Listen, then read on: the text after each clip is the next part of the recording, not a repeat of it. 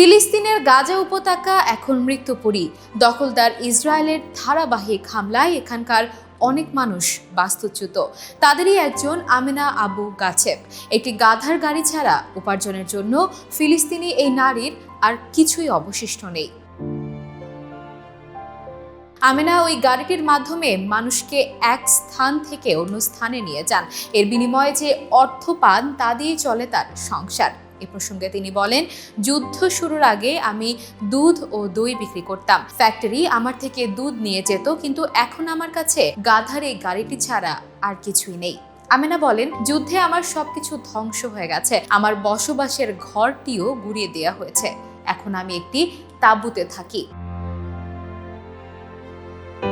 গাজায় ইসরায়েলি ধ্বংসযজ্ঞের কারণে সেখানে জ্বালানির স্বল্পতা প্রকট আকার ধারণ করেছে। এজন্য মোটরযানের বিকল্প হিসেবে গাধা ঘোড়ার গাড়িকে বাহন হিসেবে বেছে নিয়েছে গাজাবাসী। আমেনা বলেন, প্রতিদিন 9 ঘন্টা গাড়িতে আরোহণ করায় আমি ক্লান্ত হয়ে গেছি। ক্লান্ত আমার গাধাটিও।